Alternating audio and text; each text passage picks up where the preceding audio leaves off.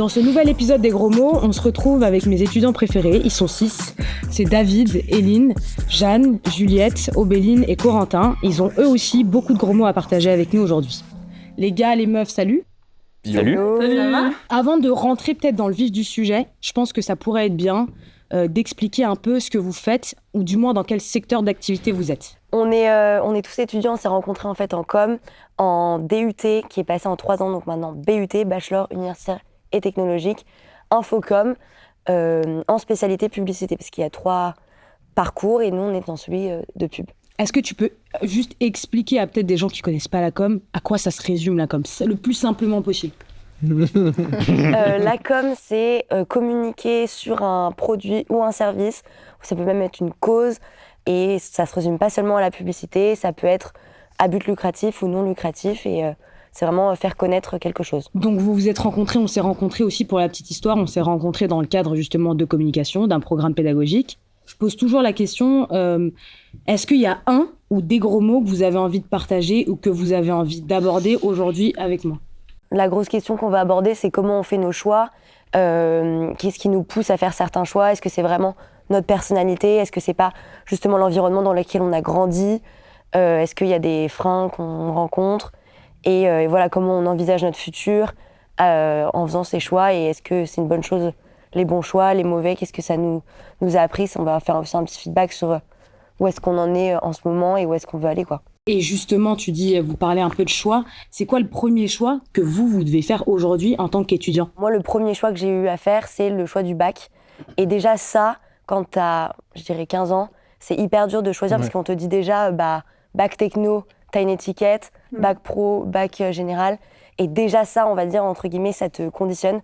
Je me suis rendu compte que pas du tout. Et je pense que c'est grâce à mon bac techno, parce que du coup, moi, j'ai fait STMG, que j'ai pu entrer en BUT Infocom, et ça m'a peut-être ouvert plus de portes. Et en fait, ces choix-là, on les fait à un certain moment, donc à 15 ans, et on se rend compte plus tard que c'était une super idée, et je regrette pas, mais je me souviens d'avoir vécu vraiment comme, de manière fatidique, en mode t'es destiné à être en STMG, à être nul un peu. C'est du par défaut, quoi. Un peu par défaut. Moi, je te rejoins sur la question, pardon, Béli. Oui, y a pas de souci. Je te rejoins sur la question des STMG. Je me souviens, à mon époque, on n'a pas non plus un gap énorme entre nous, mais on disait que les STMG, ils faisaient du coloriage pendant je te jure, on disait que c'était les cassos, ils font du coloriage. Alors, moi, j'ai fait STMG vrai. aussi. Ok.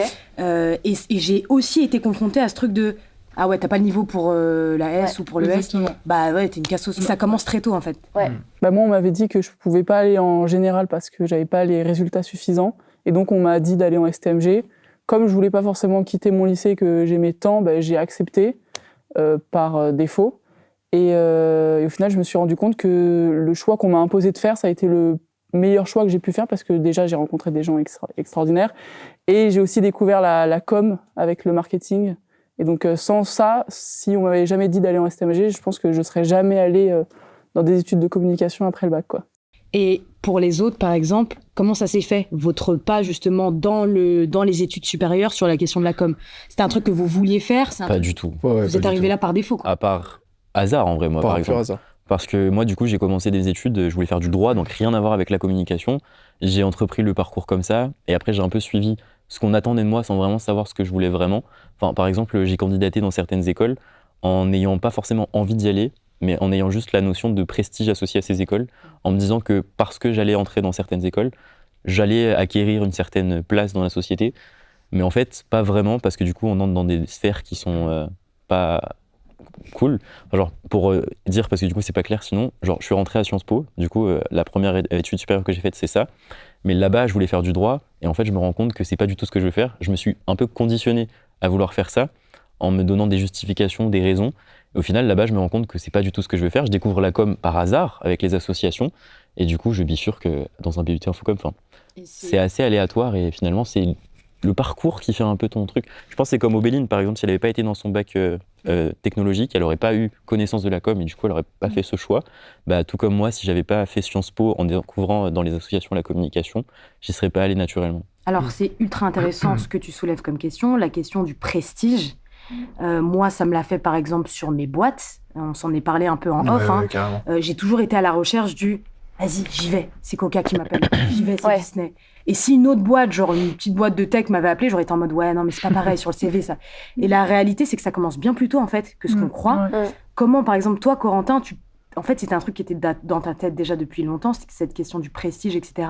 Tu penses que c'est conditionné par quoi, ces réflexions? Je pense qu'il y a beaucoup de facteurs, mais dans mon cas personnel, je pense que c'est surtout lié à la notion de volonté de s'élever socialement. Parce que mes parents ne sont pas diplômés, ils n'ont pas fait de baccalauréat, ils n'ont même pas fait d'études. Pour tout dire, ils sont analphabètes, donc on est vraiment sur un niveau très bas. Et du coup, mon vrai souhait, c'était d'aller le plus haut possible.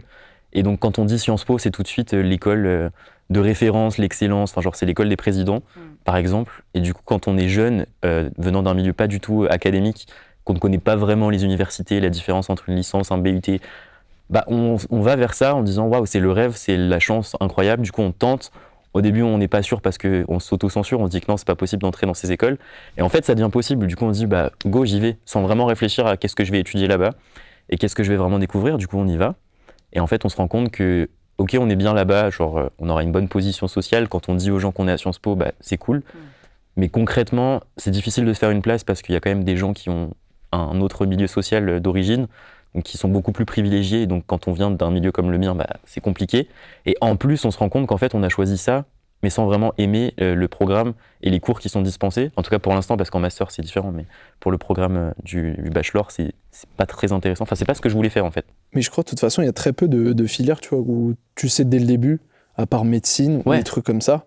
En vrai, t'as très peu de choix où tu vois, t'as les écoles de commerce où tu te dis, bah, j'y vais, et j'ai 5 ans où je découvre en fait ce que je veux faire. Tu sais même, et pendant ces 5 ans, t'es en mode mais. Et même au bout de 5 ans, en vrai, tu sais même pas ce que tu veux faire. Donc, vous faites ce choix de rentrer en école sup, vous vous dirigez un peu par hasard en fonction des uns et des autres vers la voie de la communication. C'est quoi votre ressenti quand vous atterrissez là? Que ce soit en qualité d'éducation, que ce soit... est-ce que c'est un truc auquel vous vous attendiez? Est-ce que vous vous en étiez fait un truc de ouf et finalement vous êtes en mode ah ouais, je suis déçue de ouf. Comment vous avez approché le truc? Moi, je pense que je peux un peu parler par rapport à ça parce que le truc, c'est que je savais ce que je voulais faire depuis très petite, donc je me retrouvais pas du tout dans ce qui venait d'être dit. Moi, j'ai décidé de faire de la publicité quand j'avais genre 14 ans, parce que je savais que ce qui me plaisait, c'était genre l'économie / marketing / sociaux et toute la partie créa, donc le dessin et tout ça. Et le seul secteur qui, pour moi, allait dans ce sens-là, c'était la pub. Donc, depuis toute petite, je savais ce que je voulais faire, etc. Je savais juste pas quel choix de formation faire pour arriver au métier souhaité. Donc, ça a été toutes mes années lycée. En gros, je me suis posé tellement de questions. Enfin, est-ce qu'il faut passer par une prépa? Est-ce qu'il faut passer par un truc beaucoup plus général? Ou alors, est-ce qu'il faut passer par l'IUT? Au final, c'est pas tant moi qui ai pu choisir, c'est plus Parcoursup qui a décidé de mes choix. Mes résultats scolaires n'étaient pas non plus excellents, mais j'étais moyenne, quoi. On m'a toujours dit que j'étais moyenne. J'ai eu mon bac avec mention bien, donc j'étais vraiment genre, tout le temps en moyenne, quoi. Et puis après, quand je suis arrivée à la décision finale de Parcoursup, j'avais comme l'impression qu'on me mettait la formation sur un tapis en me disant bon, bah, c'est ça que tu dois faire, et puis rien d'autre. J'avais d'autres oui dans d'autres formations, mais pour moi, c'était celle-là qui allait le plus être logique en fonction de moi, ce que je voulais faire. Et donc, ouais, je suis arrivée là comme ça, mais déçue un peu, mais en fait, tu te retrouves là et tout ce qu'on te dit, c'est ton seul choix, quoi. Donc, tu continues la formation en te disant que c'est ça ta voie. Juste depuis tout à l'heure, on parle un peu de notre déception par rapport à la formation, mais je pense qu'en 3 ans, il y a quand même des trucs qui nous ont été hyper utiles, surtout dans l'expression orale. Bien sûr. Quand je prends la Obéline d'il y a 3 ans et la Obéline qu'il y a actuellement, et même pour nous tous, il y a eu un gap énorme. Et surtout dans le monde de la com, c'est hyper important de bien savoir s'exprimer pour vendre, pour être crédible. Mais même au quotidien, quoi. Oui, voilà, c'est ça. Dans la vie de tous les jours. Et dans le lot, on a eu des profs absolument géniaux. Comme Nancy. Non, mais c'est vrai, quand tu as un prof qui fait la différence et qui te parle avec passion sur le terrain, il vient de vivre un truc, ou il t'explique le marketing de manière tellement plus concrètes et fun, en fait, ça te... Et tout simplement c'est ça qu'ils ce que je veux connaissent faire. mieux, Et quoi. on a eu... un jour où j'étais pas très motivée, j'étais en mode, est-ce que je veux vraiment continuer dans la pub? Est-ce que c'est vraiment fait pour moi? Et là, il y a une agence qui est venue nous parler un peu de leur boulot et j'ai eu des paillettes dans les yeux. Je me suis dit, ouais, ce que je veux faire, c'est raconter des histoires. Comme eux, là, ils nous ont raconté chacun de leurs projets, chacun de leurs pubs. Et c'est cool d'avoir aussi ce retour un peu avec des professionnels. Et d'ailleurs, les stages qu'on a nous permettent aussi de faire ça. Bon, c'est vrai que c'est pas évident la première année. Il faut trouver un stage de 1 mois ou 2 mois. Un mois. Un mois, parce que c'est hyper galère. C'était 2 semaines minimum. Ouais, hyper galère, mais ça t'apprend. La question des stages, on revient encore sur la question du choix, parce que Ouais. pour expliquer un peu aux personnes qui nous regardent, vous avez un stage donc de 6 mois, c'est ça, En 3e année, ouais. en 3e année, et donc vous êtes un peu largué comme ça. On vous dit qu'il faut trouver un truc. Dans votre idée, il faut trouver un truc qui est en rapport avec le monde de la com, de la pub. Comment ça se passe dans votre tête à ce moment-là? Est-ce que, encore une fois, vous avez la pression? Il y a énormément de pression parce que déjà, on nous dit dès le début que si on ne trouve pas de stage, on ne pourra pas valider notre année, qu'on sera obligé de redoubler. Et oui, comme tu as dit, on espère trouver un stage qui correspondra à nos attentes et on pourra vraiment apprendre plein de trucs. Mais après, on n'a pas forcément un accompagnement pour dans cette recherche de stage. Et surtout que les périodes qu'on nous offre pour faire des stages ne nous mettent pas en avantage. Explique peut-être ça. Ouais, Par exemple, l'année dernière, on avait des stages qui commençaient à partir de avril, alors qu'on sait très pertinemment que toutes les agences ou organisations cherchent à partir de septembre ou de janvier. Ah oui. Et donc déjà, à partir de là, on a des bâtons dans les roues et ça ne nous aide pas du tout. Et c'est ça, c'est encore une fois cette question d'adéquation entre les études, nous, ce qu'on fait, et la réalité du terrain et la demande des entreprises derrière. Et en fait, on se rend compte qu'on ne correspond pas à la demande des entreprises, quoi. Alors on n'a ni le nombre suffisant d'études, ni la bonne période de stage. Enfin, on se rend compte qu'en fait, on n'est pas accepté dans le milieu, quoi. Alors qu'en plus, tu sais, on te dit que c'est une formation où tu as de la théorie, tu es en petit comité, mais qui est surtout professionnalisante.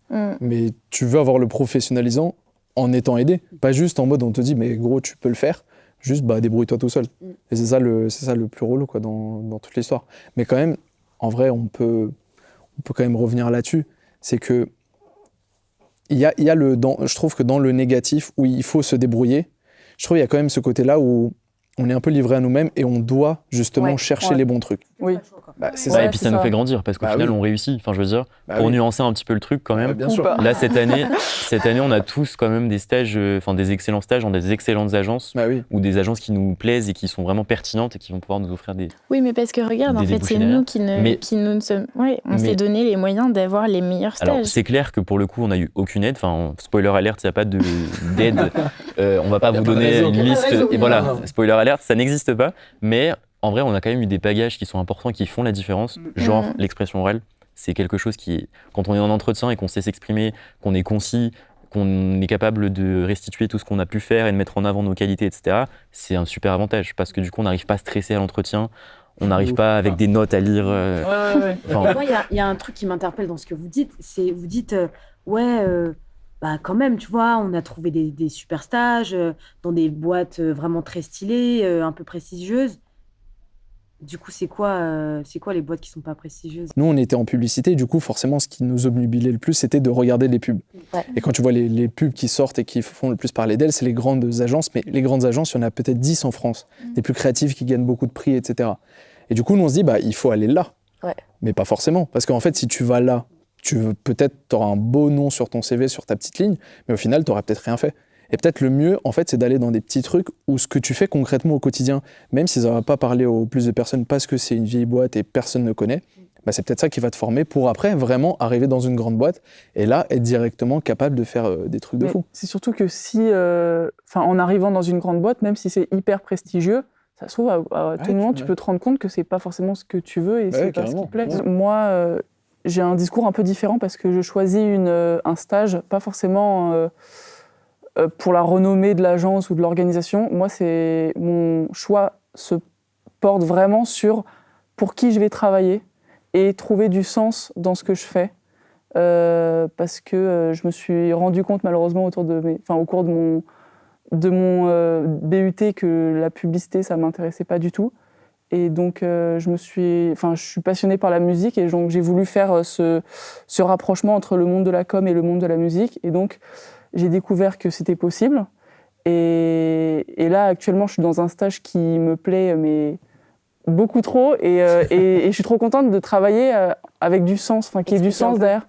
Est-ce que je peux expliquer ? Bien sûr. Je suis dans une agence qui s'occupe de la communication des artistes musicaux et des festivals en France. Et je pense que c'est la première fois en 3 ans que je travaille, mais sans avoir le sentiment de travailler et de vraiment prendre du gros plaisir derrière mon travail. Je trouve ça vraiment top que tu mettes aussi en avant des contre-exemples et que tu montres le fait que tu peux commencer une formation et te dire en fait, c'est plus trop mon délire, quoi. Et moi, j'ai longtemps été dans ce truc d'avoir la pression de me dire t'as choisi cette voie, c'est la communication, faut que t'ailles au bout, sinon tu vas pas valider des acquis, t'auras pas la carte communicante, alors que ça veut absolument rien dire, et que tu peux te nourrir de plein de choses pour construire aussi ta personnalité. Et donc, Jeanne, je sais que toi, t'es arrivée dans ce BUT, DUT, t'étais un peu en mode bon, chill, on va voir ce que ça donne, mais vraiment, j'y vais un peu au feeling. Est-ce que, du coup, aujourd'hui, où est-ce que tu te situes par rapport à ça ? Alors, du coup, je suis à la fin de ma 2e année, je suis partie à la fac. Toujours dans cette optique de hiérarchie des formations, en me disant que si j'allais à la fac, je serais, je sais pas, mieux reconnue, plus intelligente. Voilà, donc là, je suis à la fac.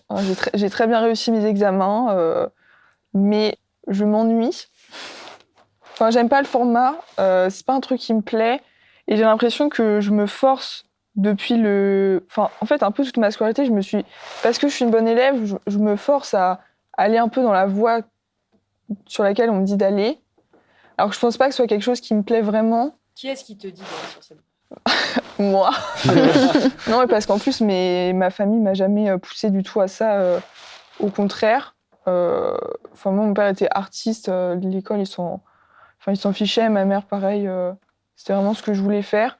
Mais j'ai l'impression que en allant dans des choses en ayant des très bonnes notes, je sais pas, j'allais être reconnue, j'aurais de la reconnaissance, une forme d'amour, j'imagine.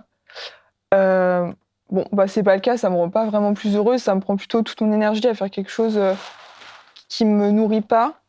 Et donc là, j'en suis à la conclusion où je pense que je vais arrêter de me forcer à faire tous ces trucs que j'aime pas, remettre de l'énergie dans des choses qui me plaisent, même si c'est toujours encore un peu flou parce que c'est quelque chose que j'ai mis de côté tout le temps en fait. Donc là, l'option, c'est soit je suis prise dans une école là, qui m'intéresse vraiment, soit je prends un vélo et je fais un petit tour d'Europe. C'est trop bien. Un projet parmi tant d'autres. Sur la question de, tu vois, tu dis je prends un vélo, je fais un tour d'Europe, c'est marrant parce que même dans ton non-verbal, t'étais en mode... C'est serein, quoi. Ouais. J'ai l'impression que tu t'es affranchi aussi un petit peu de ça. C'est ce que j'essaie. En fait, c'est un combat, entre guillemets, que j'ai depuis longtemps. Au lycée, j'avais pris 1 an où j'étais dans un lycée expérimental parce que je m'étais trop mis la pression. C'est quoi un lycée expérimental pour ceux qui connaissent pas ? Alors, il y a 3 établissements publics en France qui sont des lycées expérimentaux où c'est des fonctionnements... comment expliquer ? C'est co-géré entre les élèves et les membres de l'équipe éducative, donc de les appeler les MEU.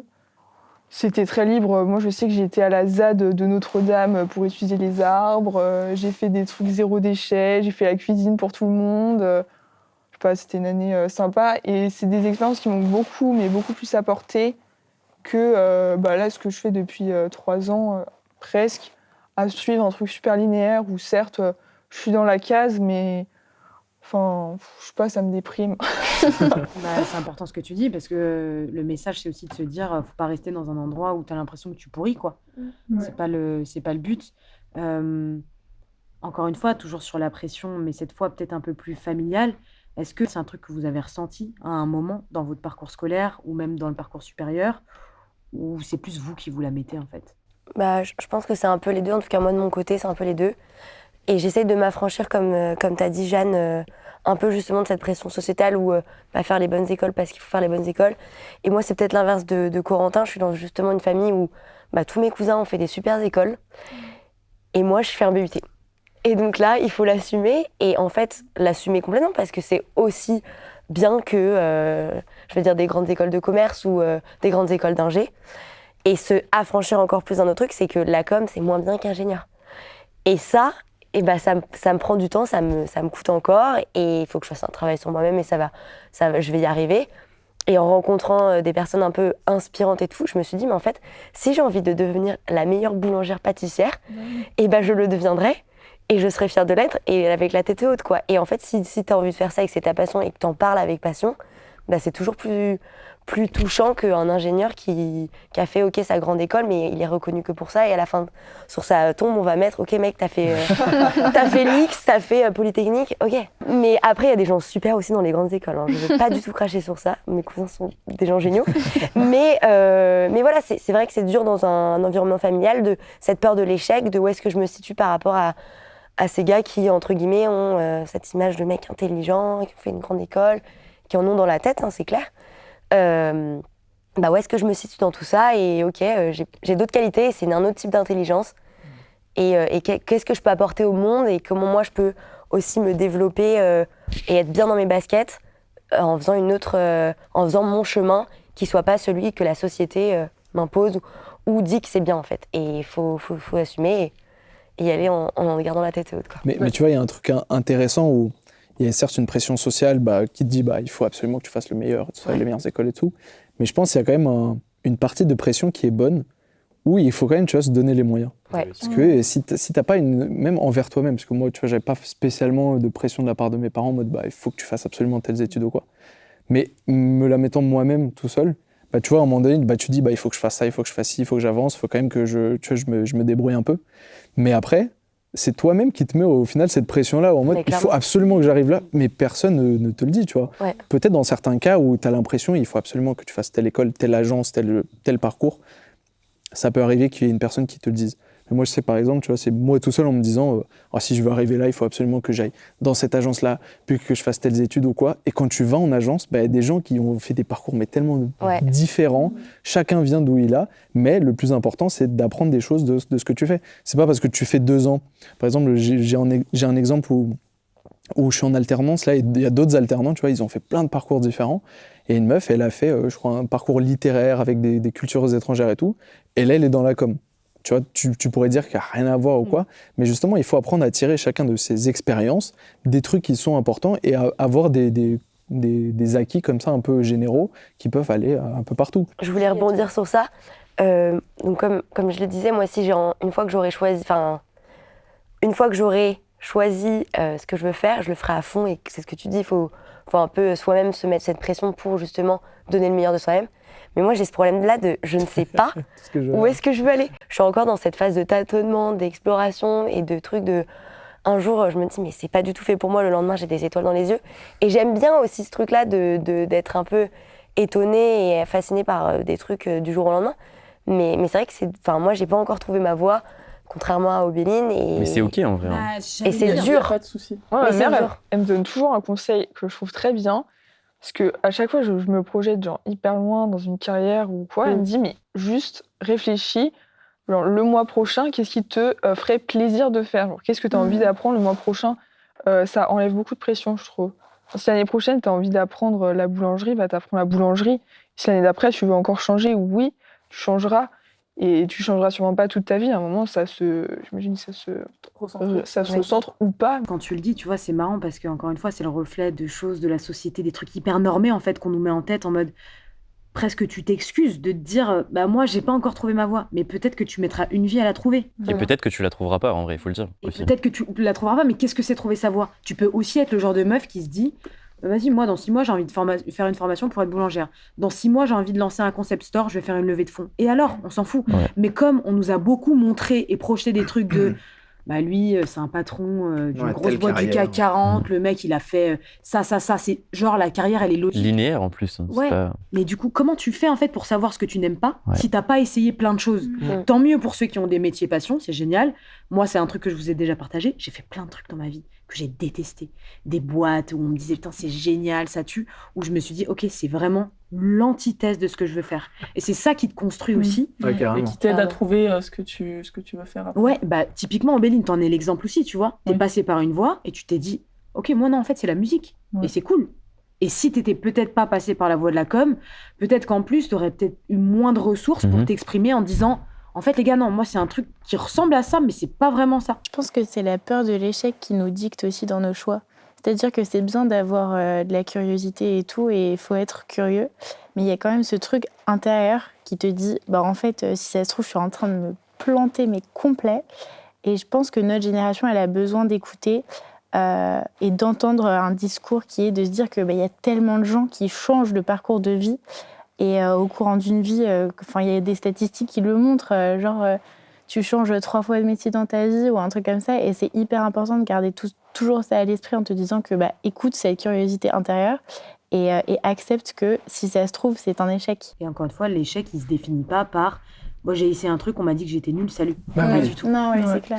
En fait, même la notion de l'échec, vous le savez, on s'en est parlé plus d'une fois en cours, mais moi, c'est un truc qui m'a traumatisée et qui je trouvais traumatisant parce que tu te bases sur un truc qui est ultra subjectif dès le plus jeune âge, sur des copies, sur ne serait-ce que, vous savez, à l'école, je sais pas si vous avez eu ça, vous, mais moi, on me distribuait mes copies dans le sens Oui, du mec qui avait la meilleure note. Non, mais gars, ça a déjà et arrivé. rien que ça commence là, en fait. Et je rebondis sur un truc que Jeanne, tu m'as écrit en off, tu as dit « L'école, pour moi, c'est un truc qui anesthésie les rêves ».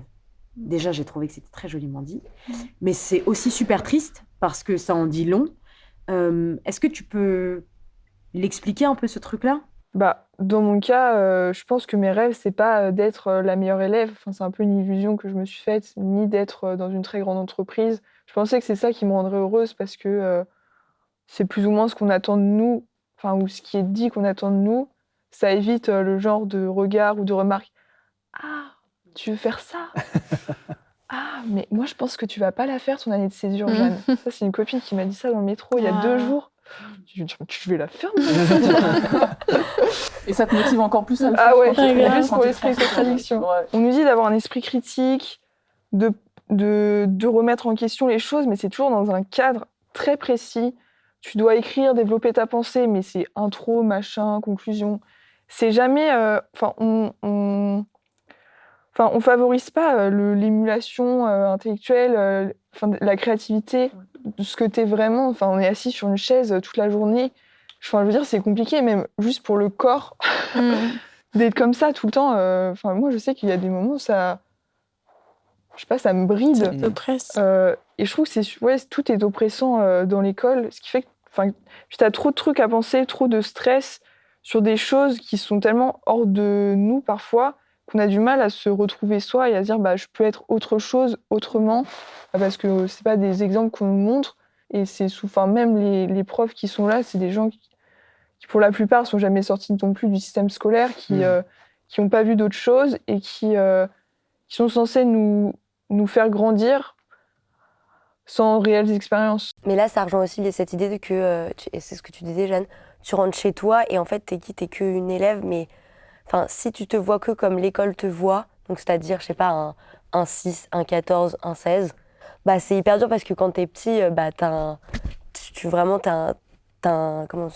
pas comment dire, tu prends ça pour toi et tu penses que t'es une élève moyenne, tu penses que t'es une élève bonne, tu penses que t'es une élève mauvaise. Ça met des étiquettes en fonction de la note qu'on te donne. Et c'est dur d'évoluer avec ça. Et après, parfois, justement, tu veux te détacher de ça et tout. Il y a des gens qui sont très contents d'être sortis du système scolaire grâce à la vie pro. Mais il y a cette question de t'es qui en dehors de l'école et du système scolaire. Et c'est quoi tes rêves, que ça soit pro ou pas pro, mais c'est qui, autre que l'élève, ta personne, genre. Moi, j'ai toujours admiré ces gens qui venaient à l'école sans trop... qui étaient là parce qu'il fallait être là, mais qui à côté, je sais pas, des gens qui adorent la musique, le cinéma, la couture, le jardinage, j'en sais rien. J'avais des copains, des camarades de classe qui adoraient l'agriculture parce que j'ai grandi à la campagne. Ils ont suivi leur truc et ils sont heureux, et c'est pas l'école qui a participé à leur bonheur. Et ils ont suivi leur petit instinct, même quand leurs parents étaient contre. Moi, je me dis, mais ces gens-là, ils ont raison. Mais moi, je pense qu'on vit aussi dans une société où maintenant, on prend en compte tous ces enjeux environnementaux et sociétaux, et ils sont hyper importants à prendre. On est la génération, quand on était au lycée, il y en avait plein qui séchaient les cours pour aller faire les marches pour le climat. Et on est de cette génération-là qui se dit, en fait, est-ce que ça vaut vraiment le coup d'aller à l'école quand derrière, on sait que si ça se trouve, on ne pourra pas vivre notre vie comme les autres générations l'ont vécu. Vrai sujet que tu poses là sur la table. Est-ce que vous avez l'impression qu'il y a une urgence aujourd'hui dans votre nécessité à vivre votre vie et vivre vos rêves vite et consommer la vie? Complètement, en vrai, parce qu'on est la génération de toutes les incertitudes. Enfin, je veux dire, de notre lycée, parce qu'avant, on était peut-être trop jeune pour s'en souvenir. Enfin, en tout cas, moi, je m'en souviens pas. Mais dès le lycée, rien n'était sûr. Enfin, pendant la période du bac, on savait pas si on aurait le bac, si on aurait des mentions, parce que réforme, Covid. Donc vraiment complètement rempli d'incertitudes. Après, là, les études, c'est pareil. Nous, en plus, on a choisi le BUT qui est lui aussi en réforme, donc on a l'incertitude de l'après. Et puis, bien après, il y a une grosse incertitude, c'est est-ce qu'on va être tous vivants dans quelques années? Donc, en fait, c'est compliqué pour notre génération, je pense, de se projeter parce qu'on a tellement de warnings qui sont là en mode attention, tout peut s'effondrer. Et on ne sait pas quand et comment et où. Enfin, il y a trop d'instabilité dans notre monde qui font qu'on ne peut jamais être sûr de rien. Du coup, je pense que ça nous pousse, en tout cas, moi, je réfléchis comme ça, je pense à court terme. C'est-à-dire que je me dis, voilà, la semaine prochaine, je me réveille, qu'est-ce que j'ai envie de faire, qu'est-ce qui va me faire kiffer dans ma vie? Et donc, moi, ça passe par les voyages, ça passe par l'art, accéder au cinéma, faire plein de choses comme ça, être avec mes amis, passer du temps avec des gens et juste être heureux sur le moment. Mais pour moi, le bonheur, il va pas être en mode mon travail, je veux pas un poste qui va me rendre heureux. Je veux juste être heureux au quotidien par des petites choses et je veux pas trouver... Après, ça, c'est ma position, mais je pense pas qu'il y ait un travail qui puisse Ça existe peut-être dans certains secteurs comme toi, Béline, par exemple, la musique. Mais je sais que moi, j'ai pas forcément envie de trouver mon métier passion. Je sais que la passion, elle va passer au-delà. Et là où, par exemple, moi, je suis très investi, c'est je vois que dans la société, il y a des choses qui vont pas et contre lesquelles j'ai envie d'apporter ma participation pour faire changer les choses. Et je sais que c'est dans ça que je vais trouver du sens et pas dans un métier. Pour moi, le métier, c'est quelque chose de basique, c'est quelque chose qui me permet juste d'avoir un salaire, de ne pas passer un trop mauvais moment avec des collègues. Après, c'est pas parce que tu as un métier passion qu'en dehors de ton travail, tu peux pas être épanoui par d'autres facteurs. Bien sûr. Et surtout qu'avoir un métier passion, je trouve que c'est une chance mais énorme complètement qu'on a, surtout aujourd'hui, que je pense peut-être il y a 50 ans, c'était beaucoup plus compliqué de trouver un métier passion et de pouvoir le faire. Et d'autant plus que moi, si j'ai pas un métier passion, le lundi matin à 7h, mais horrible de sortir du lit et on attend qu'une chose, c'est le vendredi soir à 18h et d'être le week-end. Et moi, je sais très bien que si je vis ma vie en attendant à chaque fois les lundis, mardis, mercredis, jeudi, vendredi qui passent, en comptant les jours, mais à aucun moment je pourrais trouver du bonheur, même si en dehors de mon travail, je te comprends tout à fait, mais là, en fait, ce que je veux essayer de faire, c'est pour les gens qui nous écoutent, c'est de montrer que, faut pas dire trouvez absolument le bonheur dans votre métier parce que malheureusement, la vie, elle est difficile et on a peut-être des choix à faire qui s'imposent à nous. Je veux dire, les gens qui ont une famille, par exemple, peuvent pas forcément se permettre de trouver un travail qui va leur plaire à 100%. Il y a aussi un impératif de nourrir ses enfants. Il y a un impératif de trouver un logement, il y a un impératif il y a plein de notions comme ça qui t'obligent au final. Quand t'as pas de filet de sécurité, par exemple, ce qui est mon cas, par exemple, j'ai pas de... là, pour l'instant, tout va bien, mes études se profilent, si je trouve un travail, c'est génial. Mais s'il y a un problème, s'il y a un couac, il n'y a pas de filet de sécurité. Donc c'est pour ça que je te rejoins sur le fait de dire, c'est cool si on trouve un métier passion, franchement, c'est ce que je souhaite même à tout le monde, mais c'est pas une obligation, il faut pas que les gens se le mettent en mode c'est un impératif, parce que malheureusement, c'est pas toujours possible. Et c'est même OK de pas le faire parce qu'il y a d'autres moyens de s'épanouir. Oui. Principalement par la famille. Moi, quand j'entends les gens qui sont heureux, ils me parlent pas de leur travail. Ils me parlent de leur famille. Ils me parlent, voilà, mon petit bout de chou, il a grandi. C'est basique, mais c'est je pense une grande majorité des gens qui passent leur bonheur à travers ça. Donc c'est pour ça que c'est cool d'avoir le travail passion, mais c'est pas une obligation. Et surtout et c'est normal aussi de pas avoir de passion, parce que moi j'ai un souvenir, c'est qu'à chaque rentrée de tous les ans, les profs nous demandent un peu de se présenter, quel âge on a, notre prénom, notre passion. Et il y en a plein dans la classe qui sont en mode moi, contrairement à Obéline ou d'autres personnes, j'ai pas de passion et je le vis bien. C'est OK de pas avoir de passion. Il n'y a aucune pression à avoir. Quoi. Mais même métier passion, c'est une notion tellement politique aussi. Bien sûr. Métier passion, le journalisme, métier passion, tout ce qui est un peu art, artistique, tout ça.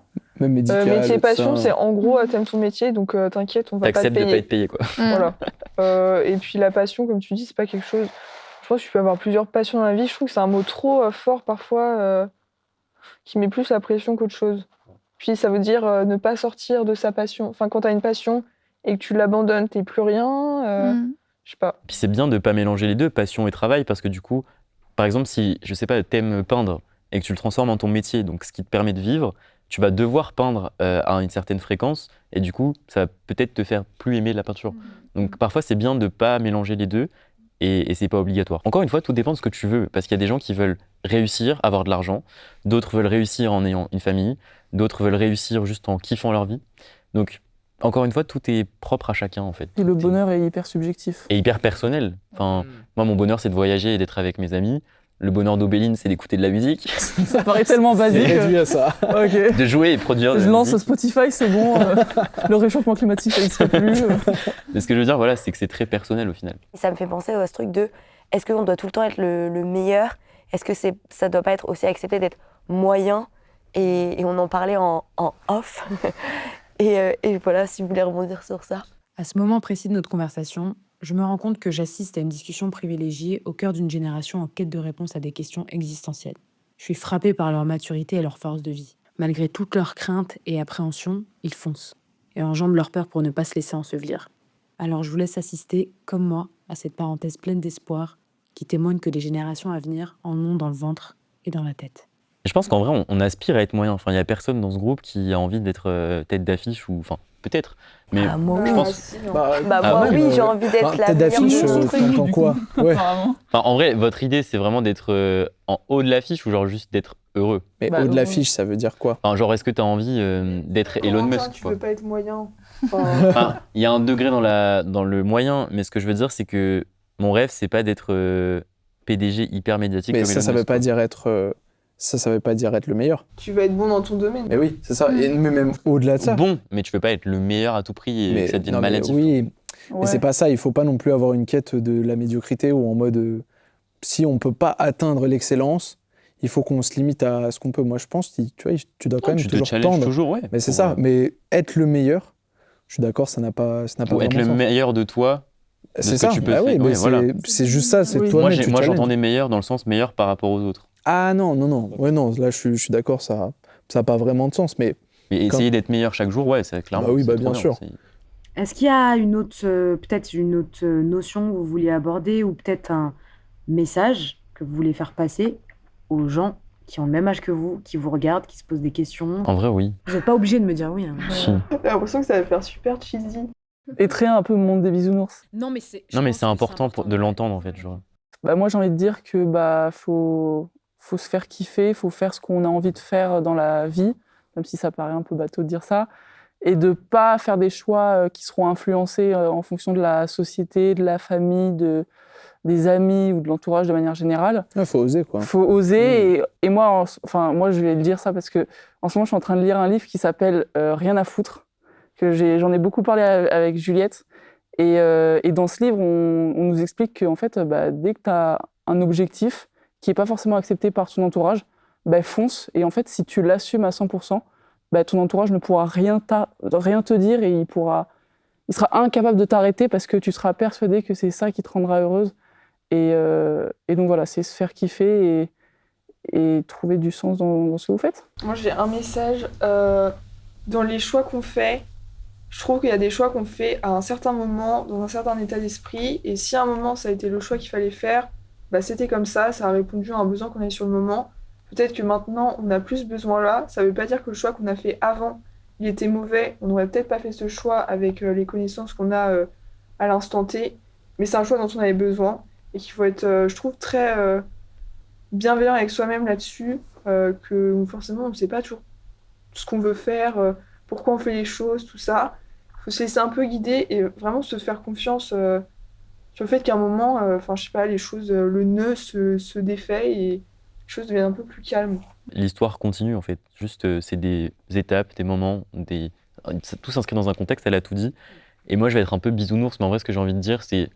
En vrai, il faut peut-être moins prendre au sérieux ses choix, plus se laisser aller, parce qu'en vrai, il n'y a pas de bon ou de mauvais choix. Il n'y a pas de bonne ou de mauvaise situation. Il n'y a pas de bonne ou de mauvaise. Mais en vrai, c'est vrai. Enfin, je veux dire, au moment où on fait les choix, on ne sait pas quels impacts ils vont avoir et quelles répercussions ils vont avoir. Donc, on peut juste faire une probabilité et espérer que c'est la meilleure chose à faire. Mais je pense qu'il faut se faire confiance.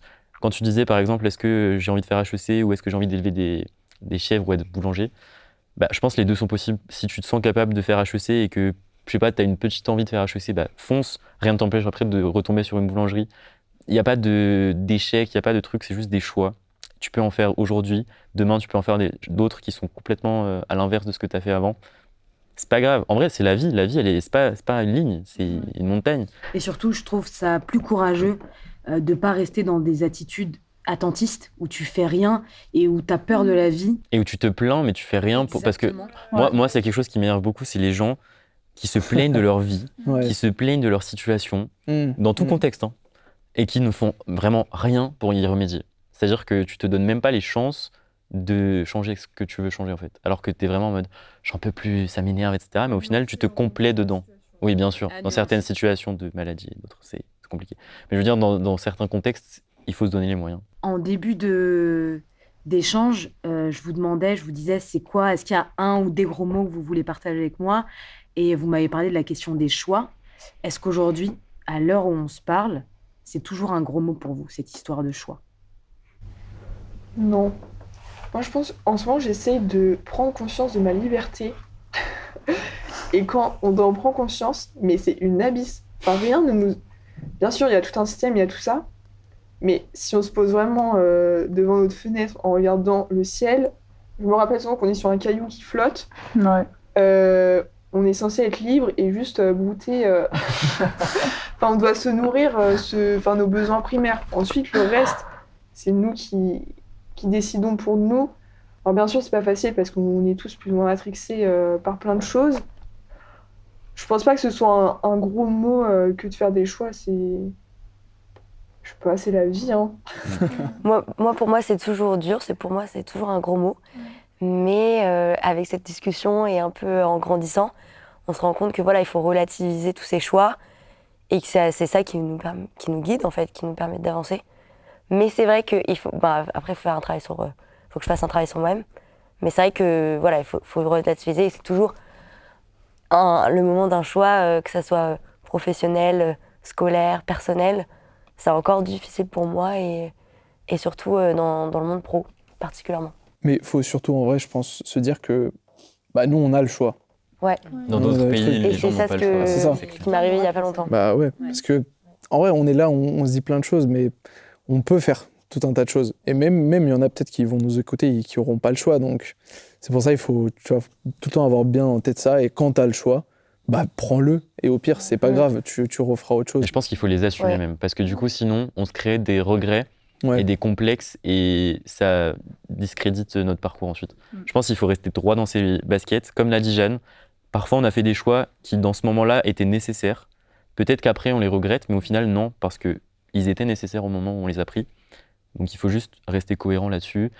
Et en fait, chercher le positif partout, parce qu'en vrai, il y a plein de choses qui sont positives. On a quand même la chance d'être dans un pays libre.